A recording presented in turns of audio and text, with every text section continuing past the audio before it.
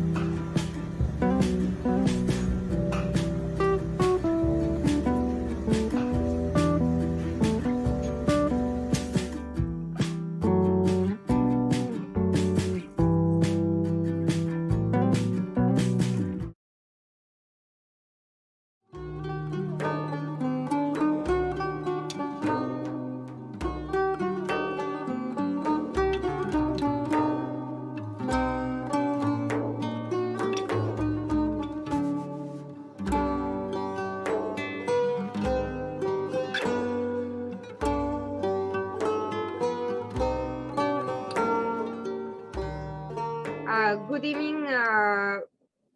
Welcome back to the Washington Outsider Report on the Coalition Radio. For those newly joining the program, my name is Irina Zuckerman. I am the editor-in-chief of the Washington Outsider. With us today is Dr. Jason J. Smart. He is a specialist in character assassination and also in Russia, Ukraine, and post-Soviet world. He's been a political advisor for 2 political parties in the US and to various actors in Russia and Ukraine. We'll talk more about it in a few minutes. And our topic today is counterintelligence. Recently, a huge article by Reuters shed some light on the mysterious political purges going on in Ukraine, which are tied to a long investigation into Russia's efforts to infiltrate the country and to bring it down from within even before the war started. We'll discuss more what's going on. Dr. Smart, welcome to the show. Thank you so much for joining us. Before we get into the topic, I'd like to ask you a few questions about yourself by way of introducing you to our audience. Your bio states that you got thrown out from Russia all the way back in 2010 for advising Russian opposition to Putin. How did you end up there to begin with? Who were you working with, and how did this set of circumstances arise? So it's a very legitimate question, and thank you for inviting me today. It's great to see you. So I was in 2009 actually hired to work with a program sponsored by the US government to work with the opposition, democratic opposition in Russia.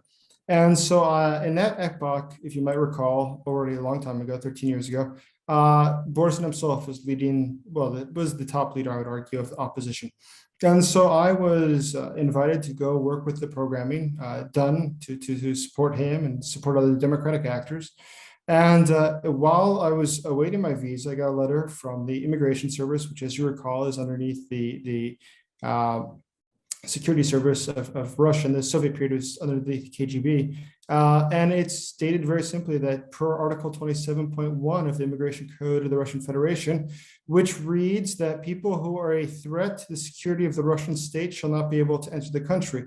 And it's interesting is that that specific statute, once they've identified you as being a threat to the security of the Russian state, you can no longer appeal it. There's no appeal process. So you are for life banned from entering Russia. And so I was at a very young age banned from entering Russia for life. And shortly thereafter, of course, I was banned from Belarus because they have a common security pact. And if you're banned in one country, banned in the other country. And so since that time, I've continued to work with the Russian opposition. When I was in college, I wrote about the Russian opposition, an undergraduate degree, and the different movements that were there and the influence they had in local politics and national politics. And this was towards the beginning of the Putin era. Well, not the beginning; he'd already been in office for 8-9 years. But I was in college. I guess he'd only been there like 5 or 6 years. But I was helping investigate this, to write about this academically as well. And so I've been tied to the opposition in Russia for, gosh, almost 20 years. Ultimately, Nemtsov ended up being assassinated, and in light of that, your expulsion prior to his, demise seems particularly ominous. Were you the only person who was expelled, or were there other people in that program who were working, who were basically mass banned at that time? No, actually, I was the only one who got thrown out. Though I got lucky on that, because the guy who preceded me flew to Moscow, the American, and he was there, I think, the same day he arrived. They invited him out to dinner, his colleagues. And when they were leaving the restaurant, a group of skinheads pulled him off the sidewalk and started kicking him, beating him. And the next morning, he got a notification that his application for a work visa would not be reviewed, and they had to leave the country in 24 hours. So I guess I got a lot luckier than that guy.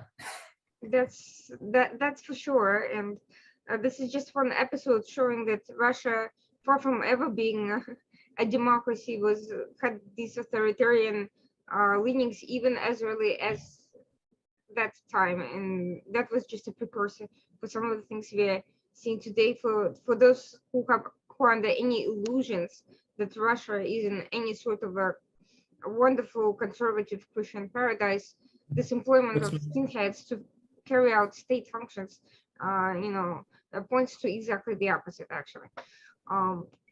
So curiously, you later on ended up in Ukraine working on anti-corruption initiatives, but you were working with the state security services. How did that end up happening? Well, I mean, after I got thrown out of Russia, I spent 4 years in Kyrgyzstan. And I worked with the government there after the revolution in 2010. I helped them write the national constitution, other reforms that went on while I was there. And after that finished, I actually went to Moldova, and I worked with who is now the current president, included Maya Sandu. And I worked with her political party, or the party she was part of in that period of time. And I got to work with a lot of the leadership, and it was a fascinating period of time. She was then the Minister of Education. This is 2013 or 14, I guess. And then afterwards, in 2015, I moved to Kiev, and I was offered to begin working with a guy who, he headed the security service of Ukraine.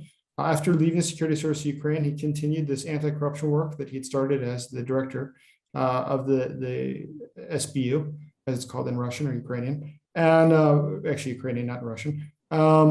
So he invited me to help him with that, and I helped him create this national movement, which I continued working with him from 2015, I guess, until 2019, 2020-ish. And it was actually just about then that, simply due to work reasons, I went to another project. So interestingly enough, and this is important for our conversation as part of a setup for the conversation, since 2014, Russia's annexation of Crimea, the events surrounding the departure of Yanukovych from the country, there's been sort of a taboo almost on discussing Russia's influence in Ukraine, and the Russian influence over political parties, and the way that influence impacted the level of corruption in the country. Could you comment on that? Because there seems to be a lot of confusion surrounding the Biden-Trump connections to various assorted parties and the changes in government and so forth. Mm-hmm. No, it is a fascinating topic. And the fact that Ukraine has come up so much in the past 8 years is surprising even to myself. Following the invasion, there's obviously been a number of scandals, whether it was Biden's ties to Ukraine, specifically his son's ties to an energy company there that has very strong Russian ties, where there was the allegations, obviously, that as the vice president of the United States, he was pushing reforms in Ukraine that would economically benefit his son's interest. And thereafter, as you recall, the first impeachment of Trump related to pressure that he had apparently given to President Zelensky to turn over information about Biden's dealings in Ukraine. So twice, Ukraine has managed to be a top news story in the US for domestic reasons, which is strange. Usually it's interesting. What happens in foreign countries is only interesting to Americans in an isolated context. But for Ukraine to come up so many times in a few years is quite uncommon. So, and then obviously the invasion 6 months ago, 5 months ago, is something that has dominated headlines around the world and continues to. So I think that Ukrainians can continue being in the news. But Russia has definitely used this as an opportunity for themselves. They definitely have viewed what has gone on in Ukraine as something that they can manipulate for their own self-interest. And they have. I mean, Russia is, they're not dumb. They're very smart. And that they have a very good sense of, I would say, political opportunism. When they see something that pops up that might be able to help them change a narrative or push a narrative, they do it. And if we see that in terms of the disinformation, for instance, leading up to the war, whether it's they find little niches, the biolabs, for instance, which they talk about, or the fascist regime in Kiev, and all these different things that or what is it, the massacre, or what do they call it? Yes, the massacre of the people in Donbass, which is just false. So when we look at all this, Russians have a very strong sense of trying to find little things to latch onto and narratives to push, which they do find, and they try to exploit for their domestic purposes. Well, Ukraine is a fine example of illustrating that the Cold War never really ended. Russia continued its interest in asserting influence in post-Soviet republics after the Soviet Union's fell apart. People stopped paying attention, but that doesn't mean it didn't happen. And this is the level of influence that brings us to the events we are seeing today. I'll get to Russian disinformation and its relative impact or lack of thereof in a little bit, and we'll discuss some of your specialization and character assassination with regards to that. But right now, I wanted to ask you the following. This major investigation by Reuters and among a host of other sources in recent days points to the fact that the preparation for some sort of a change of regime, change of government in Ukraine by Russia was in the works for long before the actual military tactics had become publicly observable.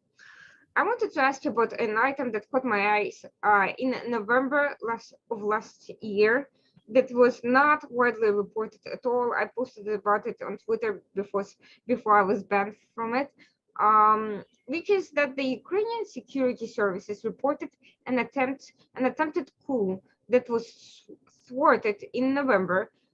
It didn't say, they didn't report who the coup was tied in, whether it was by pro-Russian oligarchs, whether it was by a foreign actor. There were no details other than there was this attempted effort.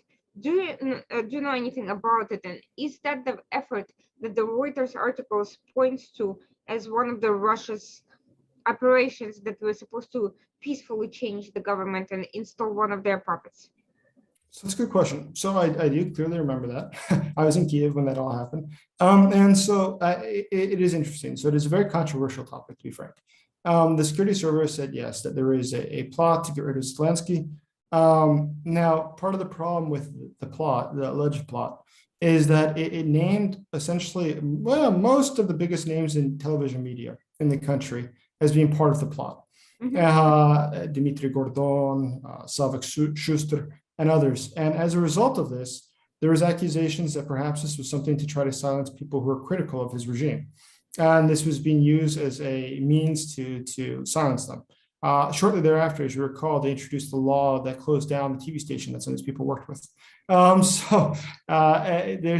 is probably some room to believe that might be the case. However, I will say, as much as I do admire those two journalists and many of the others, I do think that there was a sharp increase in the amount of criticism of Zelensky, which would, to me, seem very strange that just sort of naturally popped up, that was not somehow coordinated.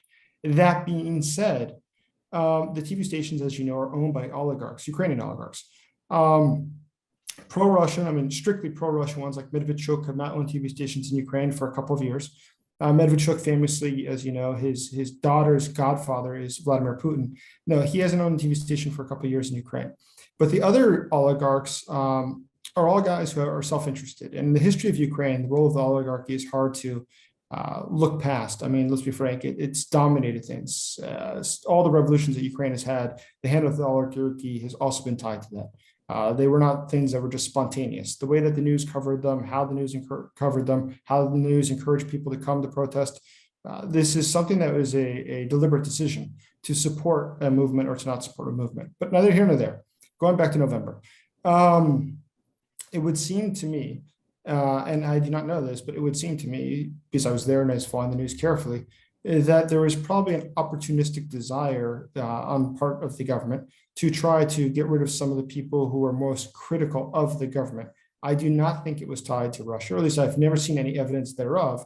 The government has frequently, and this goes back to Poroshenko did the same thing, the president before Zelensky, is to just simply say something is pro-Russian or something is a Russian agent or something is a Russian plot without proving that in any way. I mean, it's very easy to just say that, and people then are discredited because of being accused of being a Russian agent. But unless it's proved, I think that that's a very weak threshold. And so that was an interesting period. But since then, and I think this probably says the most about whether or not that was truly a plot, some of the top names from that period of time that are part of this alleged plot are currently on TV, and there's no problem. So, I mean, if it had really been involved in some sort of conspiracy, it's strange to me that the government never prosecuted a single person. So prior to these events, the first 2 years of Zelensky's tenure were basically COVID. The country was closed, a lot of things were canceled. At the same time, he came into the government on the platform of fighting corruption, fighting, the control by oligarchs, and he also had a lot of turnover inside his political surroundings, inside the cabinet. The level of political support for him prior to the start of the war was relatively low. How do we explain that? Was he not successful? Was he in fighting in the platforms? Was it COVID that played the role? What was going on? What was this political context before this attempted coup? And I like that question a lot because it's unfortunate. It's the way history is, though. People usually only remember, this brief moment. I doubt very many Americans, for instance, knew who Zelensky was before the war. Maybe they heard about the comedian that got elected president, but I don't think they'd remember much else. The fact is, as somebody who was living there at the time, and as you know, I go a lot on Ukrainian TV. I mean, like a lot, and so several times a week. And as a result, going on these political talk shows and discussing with Ukrainians what's going on, I feel that I have a pretty good vibe of what's happening and what people are saying.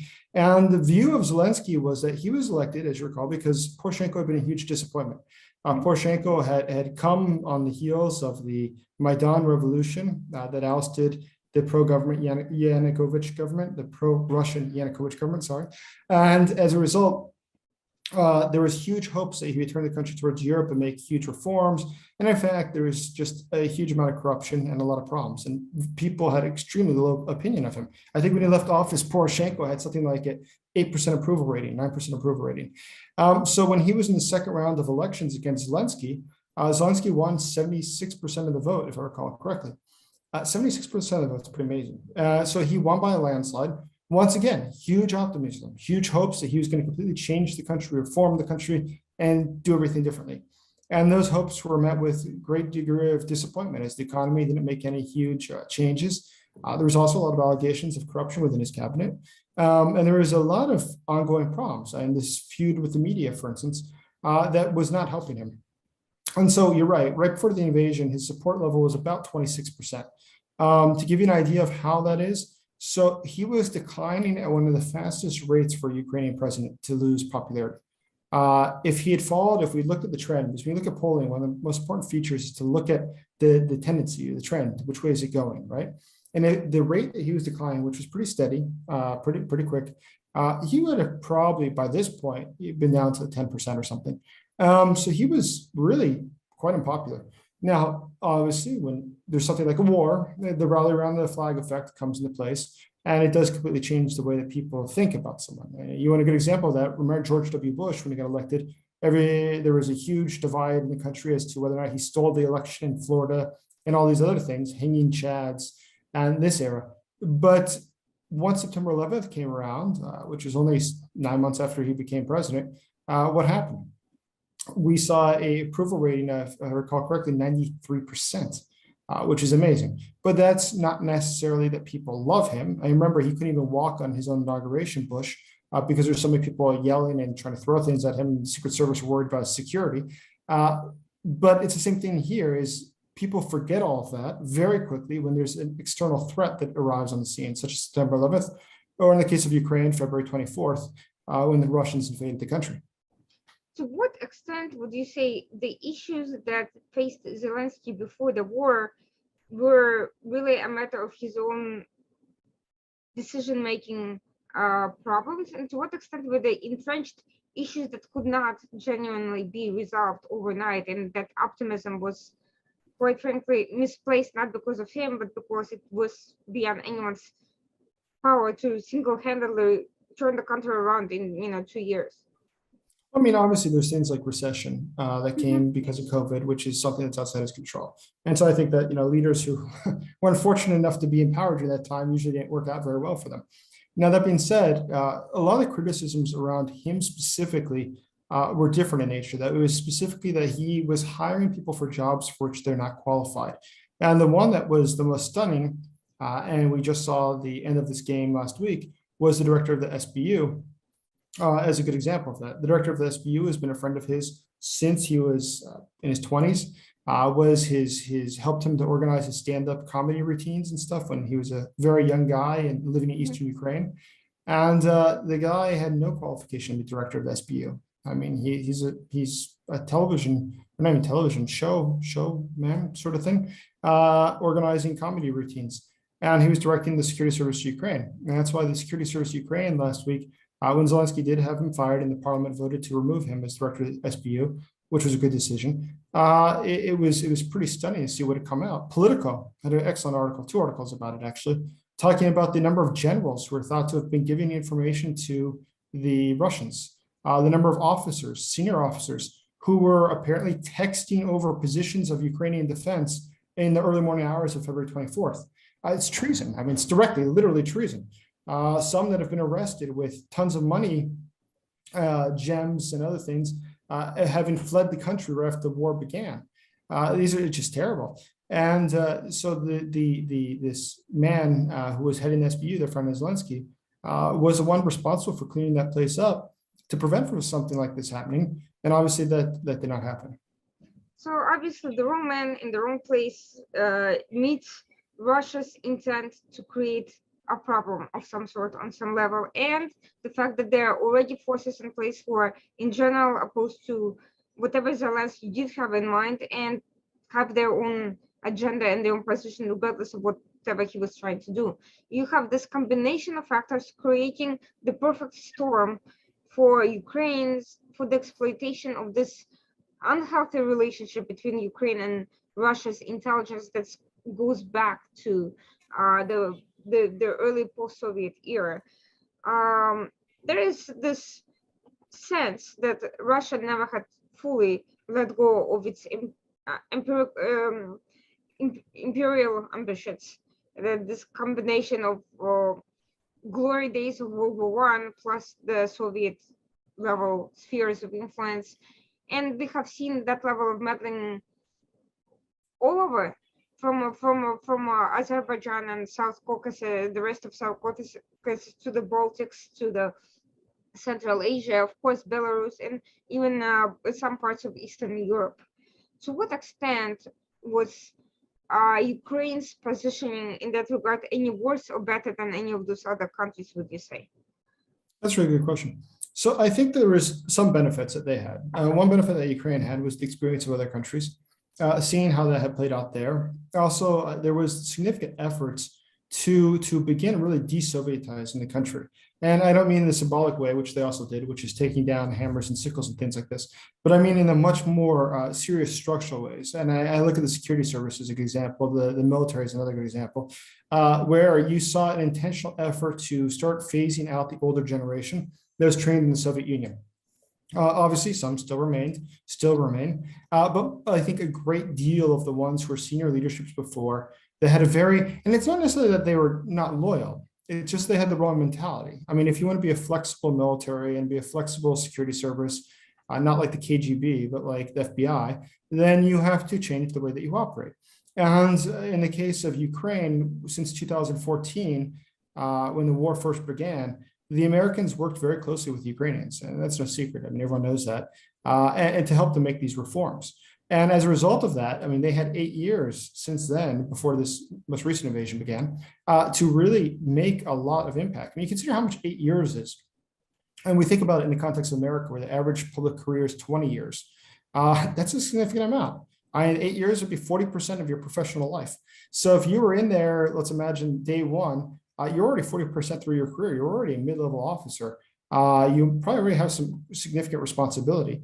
And that's why having this new generation who's got a different worldview, has more appreciation of a better way of doing things, is there now. And we see the benefits of it. Actually, one of the criticisms I've seen the most of the way that Ukraine is executing the war in Eastern Ukraine is not of Ukraine necessarily. It's actually more of the leadership in the military, where a lot of younger officers have complained that the more senior officers, not all of them, some of them specifically, have too much of a closed mind where they just say, no, but that's the way we've always done it. And they don't want to open up. I've seen that criticism a number of times, so it makes me believe it probably really does continue to be a problem. And once again, Rome was not built in a day. I didn't expect this to be quick. But at the same time, at least the country began to take some of the serious steps to reform that some other places had not done. We're seeing this effort to modernize the military, to modernize the security services, to cut ties with the collaboration with Russia that has allowed Russia to penetrate these structures. And even without the wrong choice for the head of SBU, that was an ongoing problem on various levels. Besides these obvious structures, who was the target for Russia's infiltration exactly? And why, what made it so successful? Within Ukraine. Yes. So I think that it's an important thing to understand about Russia, and it's a very worthwhile topic, is that Russia, the way it operates as a country, isn't necessarily so direct and black and white, where they come to you and they say, you know, we want you to cooperate with us, here's money. It's usually not like that. I mean, once again, they're not dumb. They're pretty smart. And they got lots of experience doing this. And they've got a lot of different instruments that they can use. And I think one of the favorites, you've probably seen a country like Ukraine, is that a Russian will never approach you. I mean, even if it was a Russian, you probably wouldn't know it. You might assume it's Ukrainian. But let's imagine that they don't want to even send a Russian. They want to send somebody else. There is plenty of opportunities to send, let's imagine, an Iranian businessman who offers to do business with you, who offers you money to do something. Now, in your mind, Iran doesn't have the same reputation in Ukraine that it does in the United States. It doesn't necessarily set off alarm bells immediately. It's just a normal country, more or less. And so as a result, there is less of a fear factor. I mean, if somebody came and said they're from Moscow, people go crazy and they become paranoid. But if they say they're from Tehran, it doesn't strike the same fear. And so they can use proxies such as Iran to seek Russian interest in the country. And you think, you know, you're a mid-level professional or bureaucrat, and you believe that you're doing favors for an Iranian businessman. Little do you know that, in fact, you're serving Russian interests through your actions. To what extent do you think this use of proxies that has not really been hinted at by some of these articles that came out, they focused more on the Russian-Ukrainian cultural factor and the great deal of exchanges and common business and other ties that have existed before all of this as an impact for this penetration. To what extent do you think these foreign proxies played and continue to play a role in this process, and especially in after the downing of the Ukrainian airplane by Iran, which caused a political rift between them, do you think Iran continued wanting to play that role for Russia? What was in it for them from that perspective? I think that there's usually something that one country needs and the other one wants. It's hard to say what it might be. It could be something completely unrelated to Ukraine. It could be a mutual interest in selling parts to be used for missiles. It could be anything. It could be literally limitless. It could be getting votes in the United Nations to do something. I mean, it could be anything in the world. So it's hard to predict where their secret collaboration might be. That being said, you're absolutely right. There has always historically been a close relationship to Russia. I mean, even the military, most certainly the Navy in Ukraine was famous for its very close relationship to Russia. I mean, you saw that the Ukrainian Navy today is well, it exists, doesn't have any boats, but it exists. And the reason is that in 2014, as you recall, the Ukrainian Navy capitulated to Russia. I mean, very quickly. And most of it, almost all of it, not all of it, but a lot of it. And in the case of this most recent war, the degree that the Ukrainian Navy surrendered all the ships was pretty stunningly fast. And why did that happen? Well, I do imagine there was very strong ties. I mean, there was very strong historic ties. So that is absolutely the case. In the case of why, it's a factor of how close Ukraine and Russia are historically. Obviously, I mean, I know it's very not politically correct today in Ukraine to say that they're very close, but they are. I mean, historically they are. I mean, they were historically the same country for essentially the whole history. And so when we look at that linguistically, religiously, culturally, and historic enemies, historic alliances, the countries have had a lot in common. Intermarriage between the two is incredibly high. You look at the number, I bet if you pulled up a name of Putin's cabinet today and you look at the last names, you identify a lot as being ethnic Ukrainians. You look at, in the case of Ukraine, look at the number of people that have ethnic Russian last names. So there's quite a bit of spreading back and forth. So I think that's part of the reason that there was such a huge shock when Russia decided to invade in 2014. And, one of my friends actually makes this reference a lot, and I think it's the best example. He said, it wasn't just being attacked.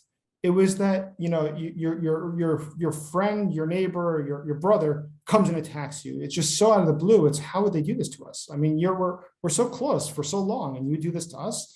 And there was an offensive nature to this. This was not simply an attack from a rogue actor. This was not Al-Qaeda. This was a country that they all knew well, all of them. And it's obviously, I know today everybody will say, no, I've always hated Russia. But statistically, I can tell you that's not the case. I mean, polling in Ukraine in 2013 showed that it was, if I recall correctly, 58% of people had a positive opinion of Putin. So, I mean, no, to imagine that this was a country that hated Russia, historically it wasn't. That's changed, obviously, because now they've seen Russia for what it is, and specifically Putin, the war criminal, is for whom he is. But the fact is that Russia's always had that opportunity for generations due to the close collaboration to be able to, between the two countries, to be able to get its hand in things such as the military or into state secrets of Ukraine. The recent investigations into Russia's intelligence efforts in Ukraine, their attempts to recruit backers, point to the fact that initially the plan was for a peaceful internal coup or some sort of a collaborationist effort to get Zelensky out of power, to force them to flee, and the plan was not to enter the war. Nevertheless, we saw military preparations ongoing for months prior to the action being taken. And there seems to be a contradiction between two. A coup, it seems to be something hidden, quiet, political, not involving massive accumulation of military and a threat, and which gives fair warning to the target that to prepare and to figure out a plan. What exactly was what am I missing here? Why is there's a point to a hidden plot, but we've seen evidence of open aggression being worked out? I think that there was always a plan for aggression. I mean, and that's very clear. I mean, Putin had no means really to gain the territories he wanted to gain, the same ones he's wanted since 2014, if it was not for that. And so I think that there was undoubtedly going to be an invasion. And it's, by the way, what American intelligence had said since the beginning. You remember back in 2021 already, the CIA director flew to Moscow to meet the Russians and to explain that we knew that they were planning this. So the American government was quite sure that there was going to be this. Now, internally, was there also a plot to somehow get rid of Zelensky? I obviously I don't know what the Americans know, and I don't know what the Russians know that they were planning to do. But based upon what we've seen publicly, it would seem that yes, they probably were collaborating with various people to get rid of Zelensky. How that would be done, I don't know, but I'm sure that they were plotting some sort of way to get rid of him. One of the things that's important in the case of Ukrainian politics and less Russian politics, but definitely in Ukrainian politics, is the role of the oligarchs. And the reason I wish to stress this one more time is that it's for intelligence purposes. I think it's also worth mentioning. So this year, it's projected that the GDP of Ukraine, which has dropped by 50% due to the war, though some estimates is that it's been a lot more, but let's imagine it's 50%, means their GDP is less than 75 billion, which is less than Napa Valley, California. So when you have a GDP of less than Napa Valley, California, and you have a yearly budget of, if I recall correctly, 35 billion, 34 billion, something like this, for the country. And you have oligarchs that are worth, let's say, 10 billion, 15 billion more. Nobody really knows how much they have. But let's imagine tens of billions of dollars, collectively, much more than the budget of the country or GDP of the country, collectively. How much control do they have? They have incredible control, incredible power. I mean, for them to build their own private security services, let's imagine, informal, let's call it, their own spies, their own people, their own network of people who are bribed in every different ministry and every different government is very real. I mean, it's don't have any doubt. I have no doubt whatsoever that they do it, 100% sure. And Thomas Jefferson had a quote, which I always use an example when I'm speaking about the oligarchs, which is Jefferson said that a businessman, a commerçant, has no nationality. He serves his own interests. And I think that's a really good example. I don't think the oligarchs necessarily are against Ukraine, but I think that they ultimately have their own interest at heart in everything that they're doing. I mean, it's not good for the state that they bribe people, but we know that they do it. And so as a result of the fact that they are sort of abusing the entire society for their own economic gain, I think that does serve Russia's interest, one. How Russia might manipulate that or use that, because they also have financial interest, I have no doubt, in Russia, and how that might be manipulated or blackmailed, perhaps even, is a really legitimate, interesting question for me.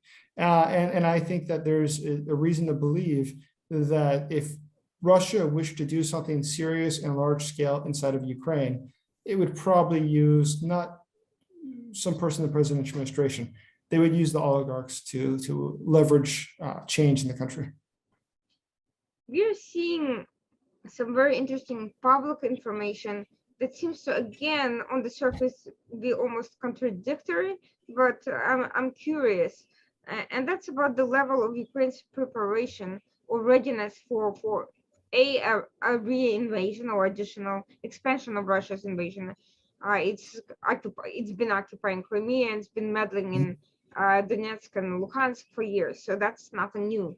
But this additional expansion of operations, to what extent they were ready? The articles point to some of the claim that Russia's intelligence efforts, Russia's effort to build the spy network failed to some extent because many of these spies were unreliable, and because, as we have seen, ultimately Zelensky got wind of what was going on and didn't go anywhere, and there were also public warnings from the US and so forth. And we've seen that Ukraine had approached the Biden administration, among other countries, for weapons for at least a year before these events, when a year or more in cases of other countries. So to some extent, Ukraine must have had its own counterintelligence effort to get information about Russia's long-term plans. How aware were they of these plots and invasions?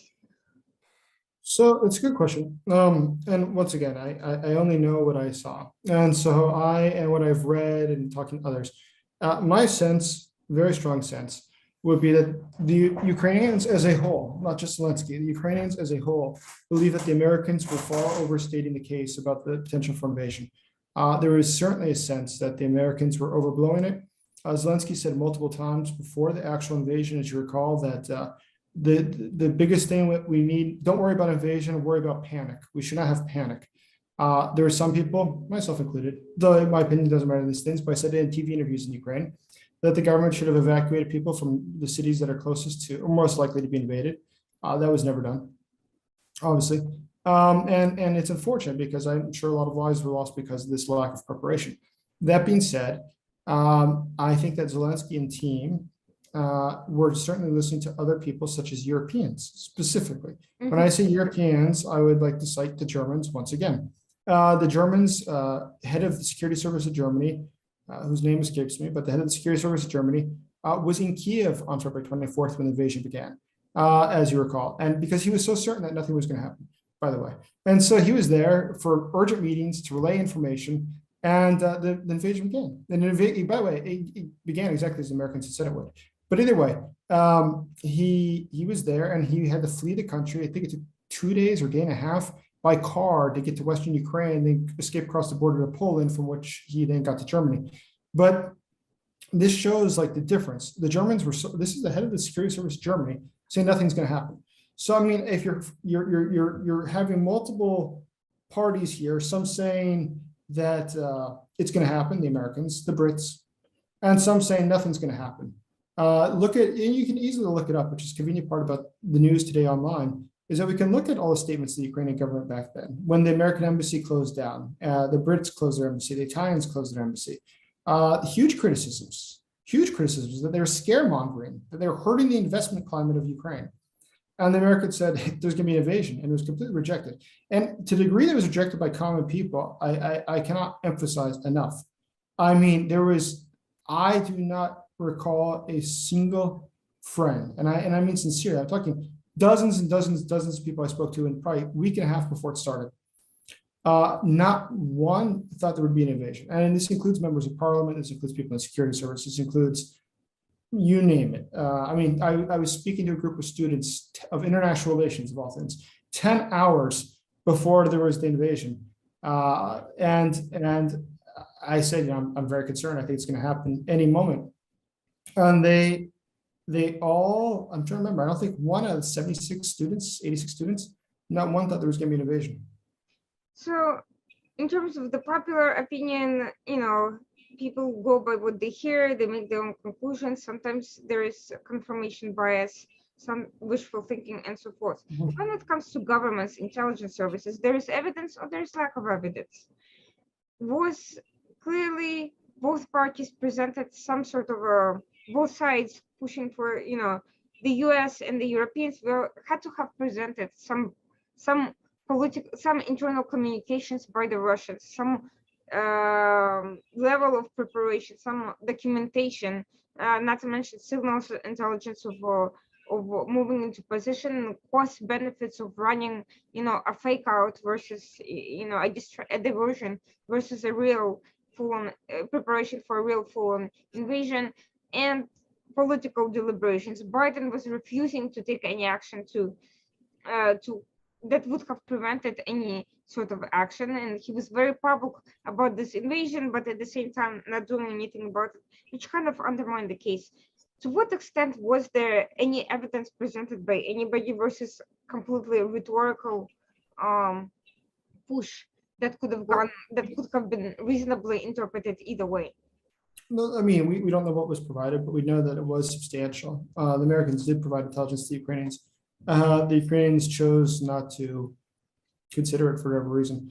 They did in the end. I mean, I do want to point out in the last few days before it happened, it's very clear that there was all of a sudden a panicked, quick move to try to get things ready as in short order as possible.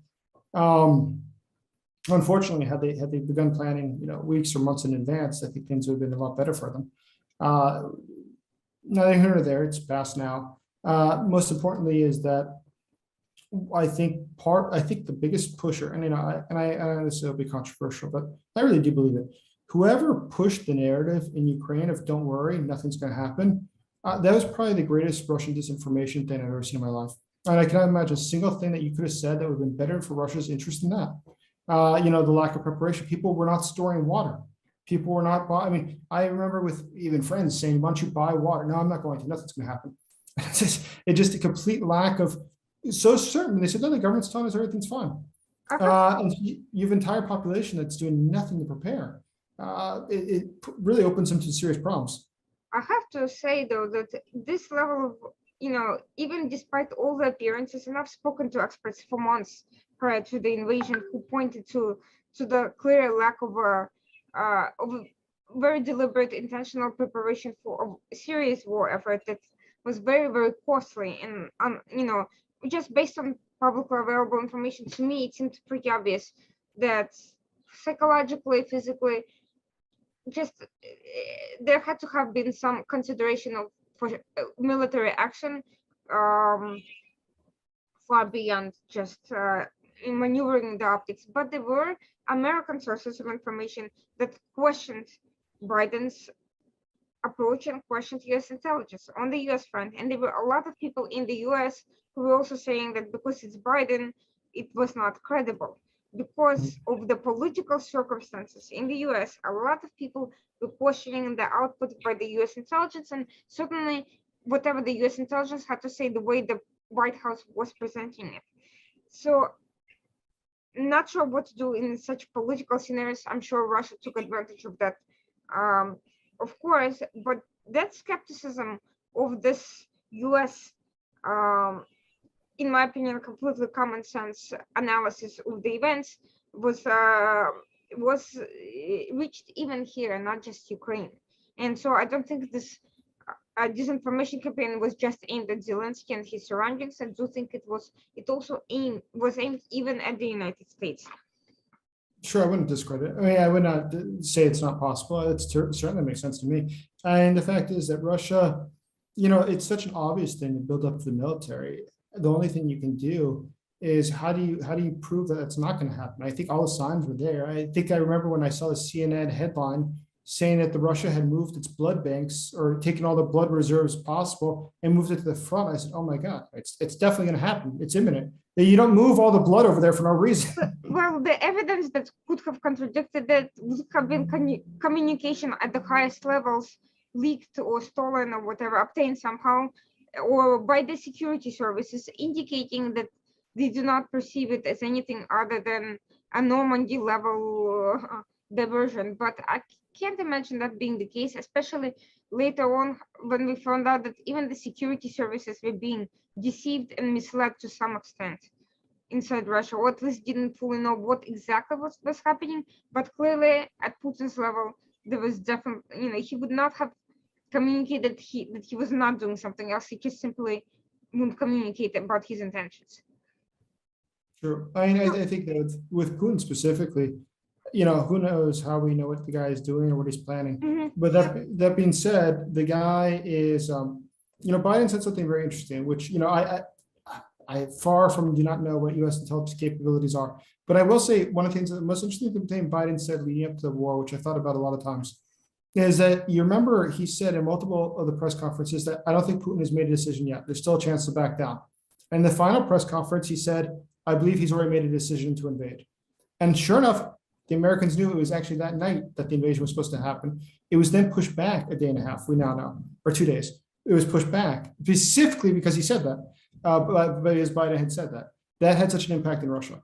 And we know that it's come out now. I mean, you can probably Google it. So that's, I think, fascinating is how did the Americans know that Putin had decided? And how did that reach that down that they would have that sort of information?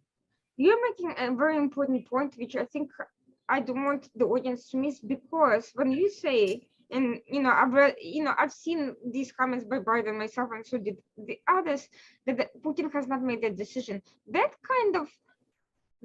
That's an interesting comment to make, given the fact that repeatedly U.S. publicly indicated that the invasion was being prepared, and given that Zelensky was either skeptical or at the very least did not want to treat it as something that was avoidable, this was kind of feeding into Zelensky's point. So Biden, at the very least, could be interpreted as having sent mixed messages right up to the point when he did say that it was, that the decision has been made. Why do you think he chose that approach? It's a good question. It's hard to say. I mean, I think that anyone that knows U.S. intelligence, the way that's typically written is the degree that you can, confidence that it has, and how much can you trust this information? How certain are you of a decision? Because there's things that we think and there's things that we know. And so there's really a big difference. And so I think that, Biden spoke in very sort of, it's actually common, I think, sort of intelligence speak, is that we do not know and we do know. And so he says, here's what we know. The military is built up along these ways. It's done this, blah, blah, blah. But I think, you just say, I know. I think that Putin has still not yet made the final executive decision. Though in the last press conference, he specifically says, I believe that, yes, Putin has made a decision.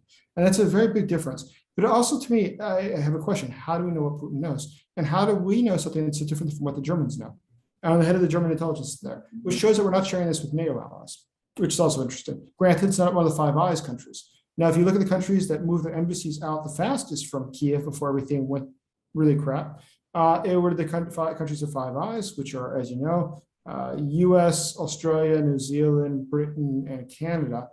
Those countries were the fastest to move their embassies out of Ukraine, which makes me think the Americans were sharing their intelligence with our closest allies. And which also seems that at the very least, given that it was a coordinated move by 5 countries and not just the US, the other Europeans, the Germans and so forth, had to have known or had to have some level of understanding of the type of intelligence US and others had possessed, and were deliberately possibly engaging in disinformation with Ukraine, as opposed to simply having a different level of information. No, it's totally possible. It's a legitimate point. I think Germany, as we've seen throughout this entire thing, has been desperate to somehow salvage its relationship with Moscow. And I wonder if it wasn't just purely Germany its interest in what happened in Ukraine was such a far secondary as compared to its interest in maintaining close relations with Moscow, that it was trying, probably, I would imagine, I cannot prove, up until the very end, doing it as much as it could to prevent a war because it realized it would be against its own interest. Has nothing to do with Ukrainian interests. It's against its own interest. And that's why they've dragged their feet this whole time. I mean, look what's happening today. Whether it's the slow giving weapons to Ukraine, the refusal to support things, it's painful. Even leading up to the war, you remember that Germany was unwilling to have weapons shipped to Ukraine via its territory. It promised 5,000 helmets. As far as I know, those helmets still have not arrived to Kiev. Now they've sent other things, though. They have sent, their artillery. But that being said, Germany has always had, in my view, has always had in the back of its head that this too will pass. And when it does pass, how do we get back to the relations with Moscow? So I want to point something out very interesting. Earlier once the war broke out and once it became obvious that these disinformation efforts continued and Russia's intelligence spy network continued operating, and some of the political actors in Ukraine were obviously helping that effort, eventually Zelensky moved to shut down one of the political parties linked to Russia. He was widely criticized, particularly in the US, by the Tucker Carlson, type of audience for taking undemocratic measures. Now, on the one hand, that party was specifically being described as pro-Russian.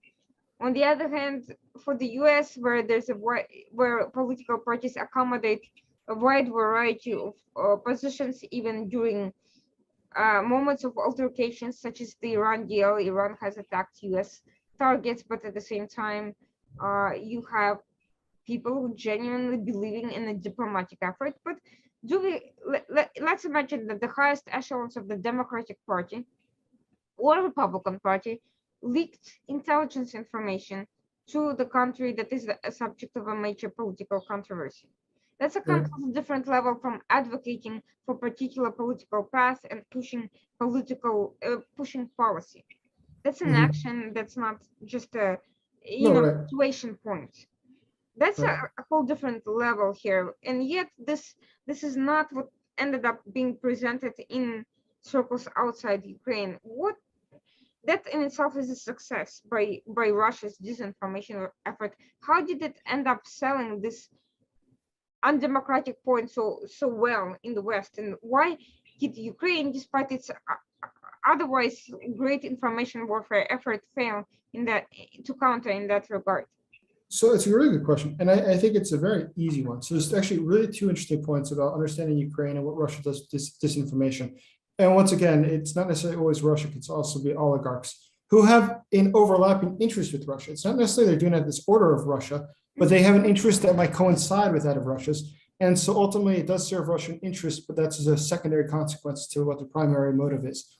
So in the case of closing political parties, I think we could simply break it down as this. Americans have little to no idea what's going on in Ukraine, especially before the war.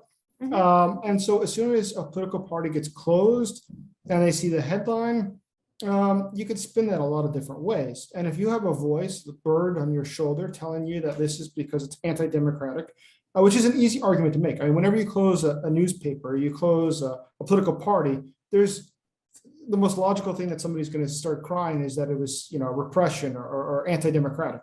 It's a very logical thing. So I think that there is probably interested parties in the United States, including oligarchs from Ukraine, and you'll see where I'm going with this in just a second, who have been trying to push their own games in the United States. That is, they use Congress, the halls of Congress, as another field for them to play Ukrainian games on.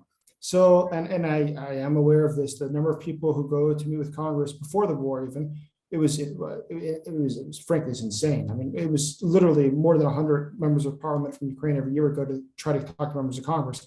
And they really had very little to share with them, but they would waste their opportunity to usually badmouth other members of parliament, who these members of the US Congress had no idea who these people were that they're talking about. And they were really just getting informed by one fraction of the parliament about the other fraction of parliament. And in the end, it hurt Ukraine in the grand scheme of things, because they were trying to play their games and they're trying to get pictures with congressmen because they thought it would make them look very important back in Kiev.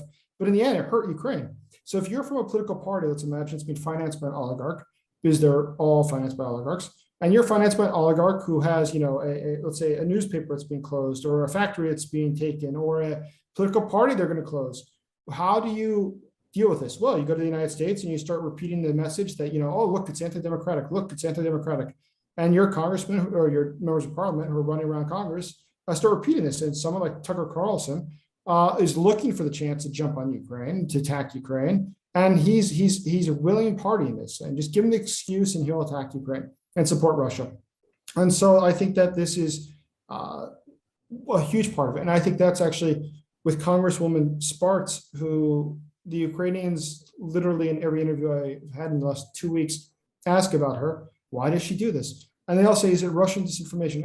And frankly, I don't think it is. I am quite sure, and this is actually talking to American reporters who have looked into this, who cover Ukraine and Russia usually, is that they believe that she's most likely met with people who are normal. They could be current members of parliament in Ukraine who come, they say, look, this is why Zelensky is bad, or this is why Yermak is bad, who's the chief of staff of the president, or this is why the other person's bad. And they give her information such as whatever it is, the crap that she's repeating, and she takes it seriously. She doesn't realize, though, she's being manipulated. They might be giving her real files, they might be giving her real information, but the fact is they're using her as a tool to serve somebody else's interest.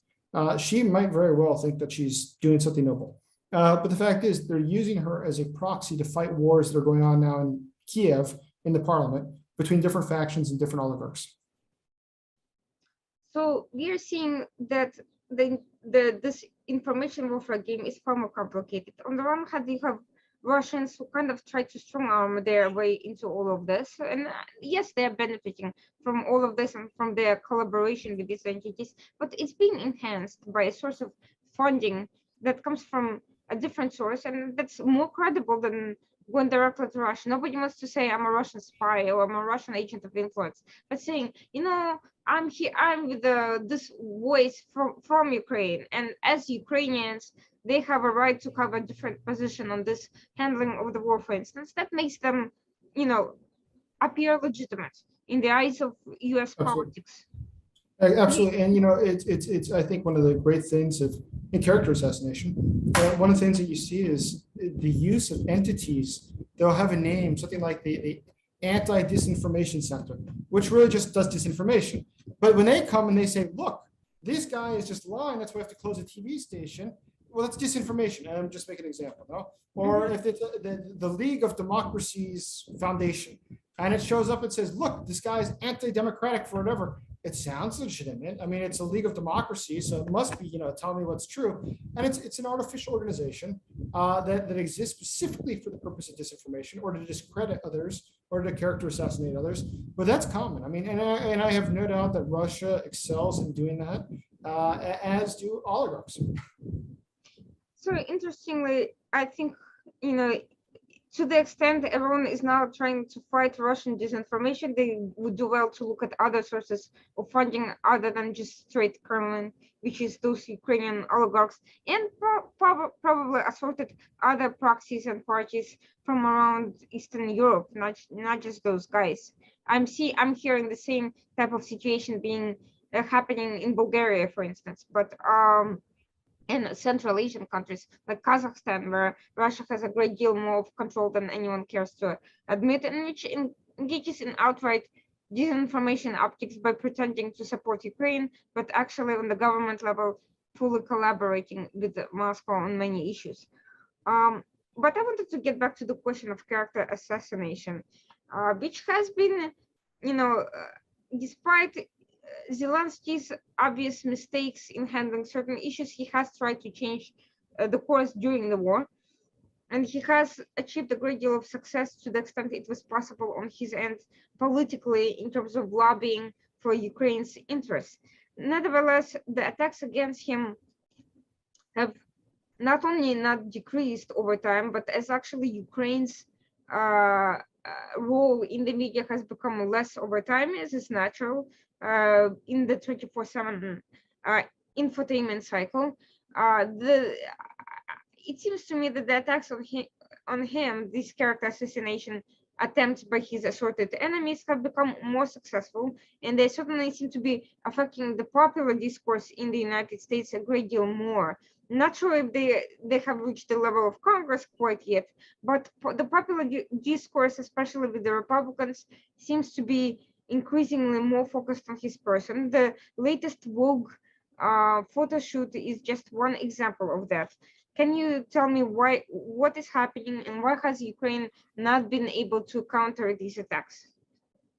So, I think one thing Zelensky has done, I mean, listen, he's done a good job. So I want to start with saying that, so people know my position. I think he's done a good job in light of the war and everything else, which is, not a circumstance you would expect to find yourself in. So he comes to this from a completely non-political background, everything else. That being said, I think one of the things that lends himself to the problems that he encounters today, and I say this as a sincere political analysis of the man's actions, is that he's very big on what his former profession was, which is what is going to trend, what looks good, how does it appear to the public. He's very good about that. He naturally, I mean, that's been his entire career. He became extremely wealthy and successful doing that because he was very successful. I mean, his TV shows were syndicated and sold throughout the former Soviet states. So one thing, and I cite a couple examples of that. Sloganeering, which I think has been unhealthy for Ukraine, and I give you two recent examples. One is the close the skies over Ukraine. There was never a chance that they were going to close the skies over Ukraine. That NATO was, at least, that they were going to send airplanes. Now, rather than saying close the skies over Ukraine, if they had said something different, which was we're being attacked, is there a way to stop aerial attack? The West has since then sent things to fight aerial attack. But instead of saying close the skies, which was just not going to happen, the same way as saying we want to join the EU now, we want to join also the NATO right now. There was never a chance of them joining either one. So it was wasting political capital to do that. And I think that hurt him in the case of the United States and much more in the case of the European Union. Though in the case of how Ukrainians perceived it, was perceived very, very popularly. Unfortunately, I don't think that was the correct way of understanding how the international audience would see it. I think there was that mismatch in rhetoric between what he thought would play well here versus versus how it was actually going to be perceived. Well, look at how before the war, don't panic. The West, I mean, there was I think it was the front page article, Washington Post, if I recall, or New York Times, that was 4 or 5 days before the invasion, or maybe it's 2 weeks before invasion, I recall, saying tempers steam between the White House and Kiev over, lack of paying attention to what's going on, or lack of receptiveness to what's going on. I can't remember the exact title, but there is clearly a problem. There's clearly a conflict between the two sides. And so I think that, yes, same thing goes with the photo shoot. Obviously, I understand the photo shoot doesn't take that much time. It's not a big deal. That being said, his entire persona of only wearing this green shirt and the khaki pants because we're in war and he has to always be ready for war, it's sort of undercut when you're doing a photo shoot where they're putting on makeup and everything else. And this is why he has to dress in battle fatigues and he can't wear a tie when he's meeting with the head of the European Union, for instance, is because, well, we're in battle. But then he has time for a photo shoot. It doesn't look good. The optics, it's called the optics. Now, and I'm frankly not criticizing. I mean, I understand why he's doing it. It doesn't bother me at all. But I understand how those who are already predisposed to not like him for whatever reason, look at them and say, look, it's just a fake. He's a phony. And they're going to use it against him. So that's something politicians have to be very careful about, because you can easily be spun in a way that you did not intend. Do you think this also has to do with the fact that that some of the messaging has been a one-size-fits-all pro-democracy, pro-liberalism, anti-corruption messaging aimed at the general US pro-dissident public, failing to take into account the polarization, in domestic polarization in the US and the emergence of different audiences? Do you think Russians are simply better at understanding the current political climate in the US? Yeah, I think that's a huge part of it. Understanding the political climate is a huge factor. And unfortunately, I see that there's a ongoing struggle for Ukraine to understand the political climate. That's a big problem. But also, I think that Russia is not perfect to understand the US political climate, but they have a good sense of it. They have a much better sense than Ukraine does, frankly. And so they do know how to play things differently, how to use things differently. And they're, I think, much more strategic and long-term thinking about how to use things. Less tactical, more strategic. Where Ukraine is much more tactical. And that's why it's sloganeering, for instance. But yeah, that is definitely a factor. You're right.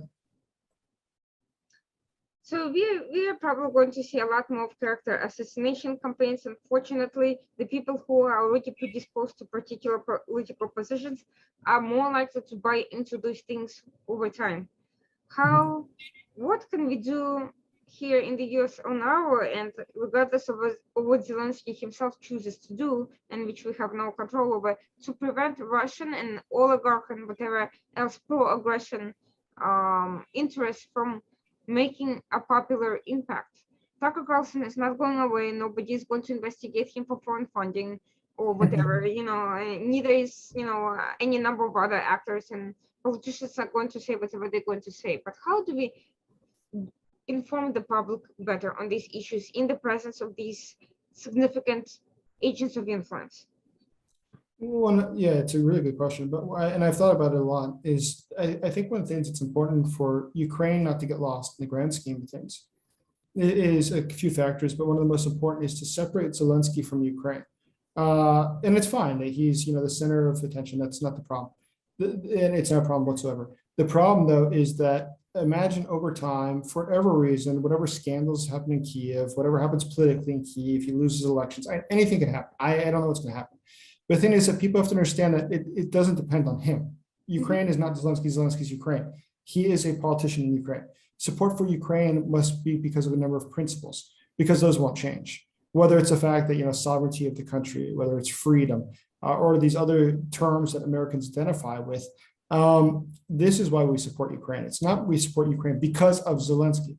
And I think that's a very dangerous, incorrect, wrong position that some people have taken, not intentionally. I don't think it's their intent, but when they use him as the representative of everything Ukrainian, it's problematic, because one day, for whatever reason, if more people turn against him, that means that people will be turning against Ukraine, and that's the last thing we want to happen.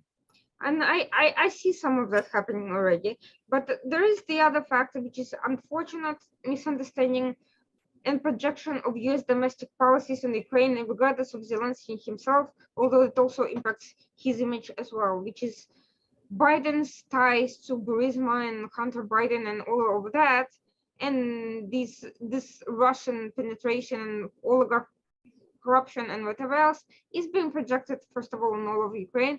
And second, people don't understand that it's the pro-Russian influence that has led to this level of corruption to begin with, and the people who are in office now, however imperfect they may be, are at least somewhat distancing themselves from those positions as opposed to their predecessors and whatever. People tend to not make the distinction between the current office holders and the Biden contacts, and they tend to project this US domestic polarization on the current conflict and identify with Russia against Biden, to put it very, very Exactly. roughly. Exactly. So this is a much bigger problem even than Zelensky's personal image, because it does create a problem with the freedom messaging that means few Americans identify even with that messaging. Forget Zelensky for a second, they don't tend to sympathize with Ukraine because they see it as an agent of corruption that hurts US domestically. But that's in the most charitable way of interpreting these sentiments. You're totally right, Matt. You're 100% right. And once again, so it's an interesting rule of international relations or foreign policy, which I always cite, which is that all international politics is decided by domestic politics. Anything that happens internationally, it's because of domestic demand. And in the case of projectionism, you're absolutely, and as I just said, the Ukrainians use the U.S. Congress for their own political purposes. It's the same way the other way around. It's identical to that the other way around.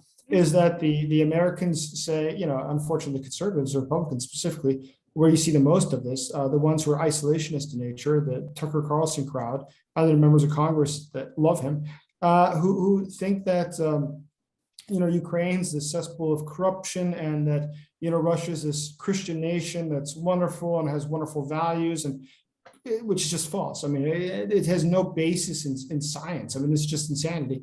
You could look at any polling, you can see what Russians think. It doesn't make sense. Yet they believe that Russia is perhaps a good force in the world. Okay, show me examples of that. Serious. And it's sad, but unfortunately, I think that they are looking for a way to hate Biden or be against Biden, and whatever Biden does is bad, and that means that the other side's going to be good.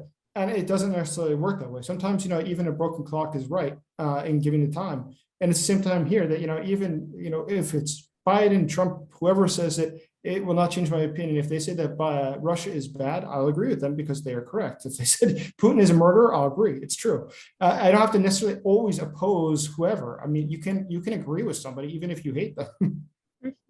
Yeah, this unfortunately part of the polarization and part of the disinformation campaigns is to prevent that level of nuance in discourse from happening, and people do feel emotionally compelled to oppose whatever their guy or the other side is, not using, saying just instinctively and habitually. And the proliferation of assorted domestic scandals having to do with Russia and the Russiagate hoax did not help the matters. The failure to provide any evidence whatsoever, and the whole issue with the Christopher Steele dossier and all of that certainly helped build the basis for this level of skepticism, distrust in U.S. intelligence, distrust in U.S. government, and certainly distrust in the Democrats whenever they are in office. So unfortunately, I don't really see an easy way to overcome it, but it is a factor that is going to affect these international considerations. They're certainly going to affect Ukraine's issue, because Ukraine has to take these considerations into account and find a way to address them. And we certainly for ourselves have to find a way of addressing them, unless we want to be used by countries like Russia or oligarchs because of our own internal vulnerabilities to being manipulated by emotional sentiments. Absolutely. I mean, unfortunately, as the rule is that 80% of a voter's decision making is based upon emotion. And I think that this, especially something like the modern U.S. politics being as hyper-partisan as it is, lends itself to very irrational decisions, especially on foreign policy, which is a little bit more complex then he's right, he's wrong. This is not choosing a sports team and who's going to win. This is serious stuff. And unfortunately, we treat it a little too lightly, I think, and it's become so partisan that it's ultimately for long-term, I think, disinterest in the United States and long-term harm of the United States that some politicians take positions that are damnful to us simply so they can hurt the other side. And it's insanity. Well, thank you so much for your insights and for lending this level of understanding into a very complicated topic. Oh, just one more question before we end. That's been bothering me all along, and I haven't come to any particular conclusions myself, but I'm curious about your analysis, which is the story with the double agent or one, or maybe not double agent, who was killed in a shootout with the SBU, supposedly spying either on behalf of Russia or on behalf of Ukraine, depending on which side you ask. At the peace talks. So I don't know more than what I've heard. And what I've heard is that they were leaving a meeting, and his cell phone is what gave him away. They noticed his messages that he was communicating with the Russian side, and they apparently just shot him. Mm-hmm. So essentially, we know at least the answer which side he was working for, which is always good that there is some level of clarity on that. There's at least clarity on that. Okay. Well, yeah, we wouldn't want it to turn into another Nasenko scenario which ended up splitting our own intelligence for the last 40 years. Well, thank you so much. This was most enlightening. Good talking to you. Thank you so much. Thank you, and I'll share the YouTube video for everyone watching. This was the Washington Outsider Report on the Coalition Radio. Dr. Jason J. Smart, and next week we'll be back, usual time, 9 p.m. Tuesday.